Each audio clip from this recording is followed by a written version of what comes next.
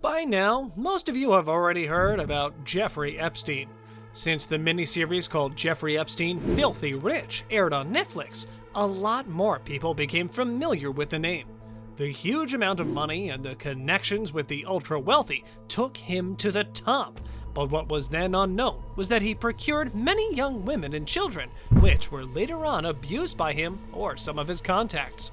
Besides the parts we know about him, here are 10 things you didn't know about Jeffrey Epstein. Number 10. Math teacher. Long before he became a sex offender, in 1974, Epstein started off his career as a teacher.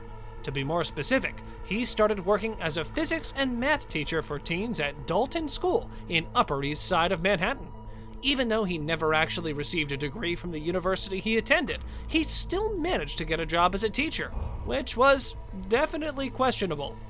After a few months at the school, he started teaching at the exclusive private school despite the lack of credentials.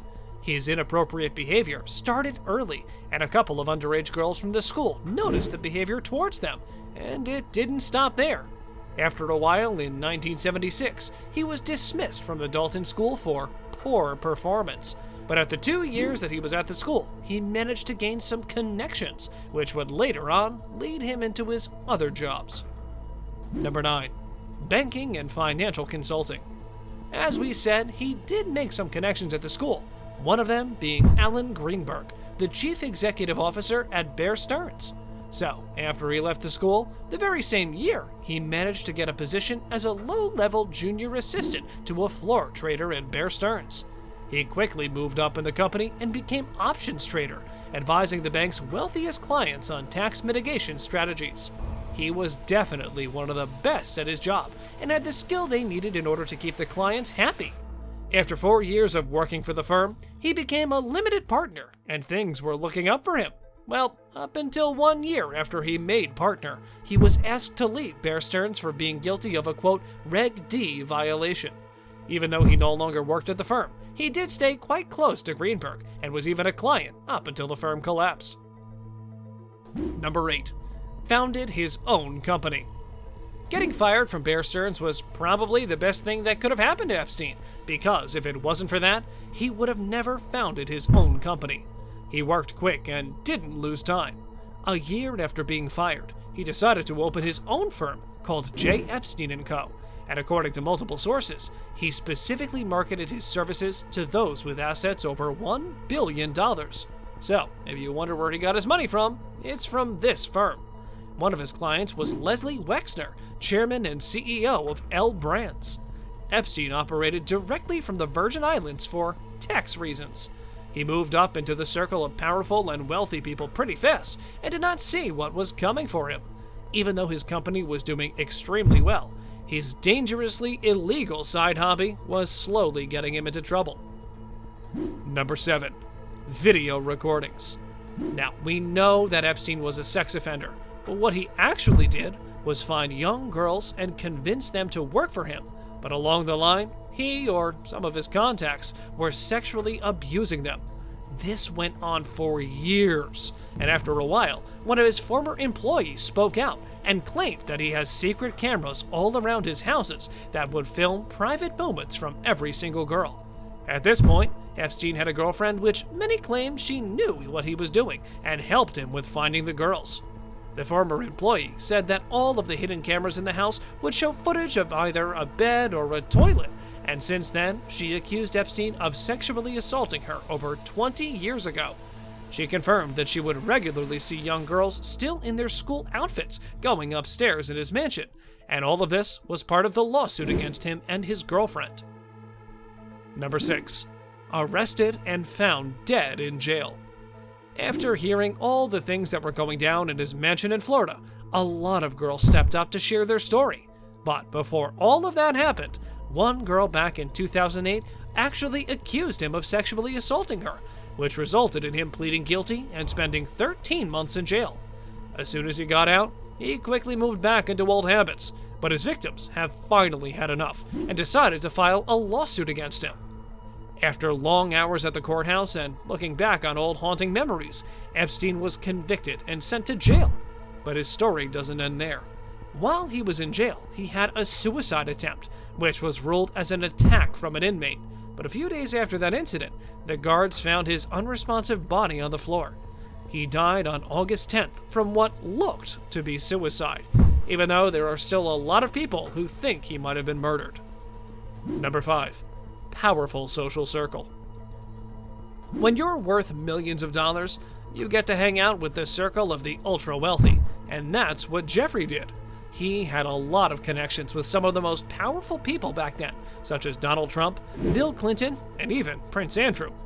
All of them were longtime friends with Epstein and had nothing but good things to say about him.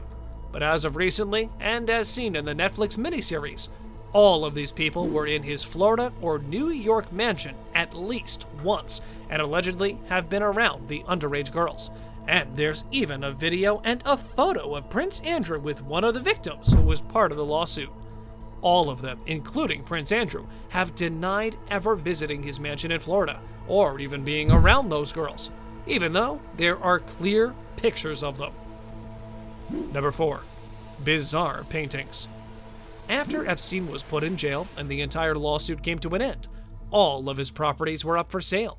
But what might shock you are all the things found at his homes. From the horrible, haunted-looking stuffed animals that were decorating the rooms, to the most disturbing and bizarre painting you could ever see, he had a huge collection of the most odd pieces of decorations anyone could have. But what was the most shocking were the paintings he had on display in all of his houses. Can you imagine having a painting of Bill Clinton in a dress and heels hanging in your living room? According to the law enforcement who went through the mansion, he reported seeing exactly that painting, but Clinton wasn't the only high-profile celebrity among the paintings. Apart from the celebrity paintings, he had multiple paintings of naked women spread all around the house, and even one very creepy painting of a girl hugging a tiger. Number 3. Storage closet filled with polo shirts. Given that Epstein was extremely wealthy, it's not a shock that he owned a lot of expensive items. Just look at the 3 luxurious mansions he had, and each one of them was designed with style perfectly presenting his wealth and status. But let's talk about his clothes for a second. Most of the days he would wear only polo shirts. It was practically the only shirt he would ever wear. According to a former employee that worked on Epstein's private island, he had an entire storage closet filled with brand new white Lacoste polo shirts. We're talking entire closet filled with nothing but that. They were all size medium, and what he liked to do was wear them once and then never again. What did he do with the shirts afterward, you ask? Well, once he wore the shirt one time, he would then give it to the staff to use them for cleaning as rags. Number 2. Multi-million-dollar real estate. With having millions of dollars in your bank account and a company that's doing better and better each day, of course you would spend some of the money on real estate. The Florida mansion is just one of the places he owns, and most of them, if not all of them, seem to have some kind of a creepy story. Besides the Palm Beach mansion, he also owned a New York mansion with over 40 rooms and his initials J.E. engraved beside the door. This place presented one of the few places where Epstein would bring girls over. Both the New York and the Florida mansions were raided from the FBI following his arrest, where they confirmed these were the prime locations where he abused girls and women. He also owns Little St. James, his own private Caribbean island, and a ranch in New Mexico. Number 1. He was a massive germaphobe. Besides being a convicted sex offender and a pedophile, he was known to be a huge germaphobe. It might not sound as important compared to the other things, but he has such a big phobia that he refused to ever shake hands with anyone. He would insist all his conversations be held over the phone if possible. Just like his friend Donald Trump, who is known to be a germaphobe also, Epstein was managing his phobia by not even holding the phone while talking. He would simply put it on speakerphone and had his conversations like that. On the other side, that way of communicating gave him no privacy, as all of the girls he had around in the mansion would hear all of his important phone calls. On a related note, we wanted to know, did you know all of these things about Jeffrey Epstein? Let us know in the comment section below. If you'd like to see more amazing videos such as this one, make sure to like this video, subscribe, and hit the bell icon so you never miss any of them. And as always, Thanks for watching, guys.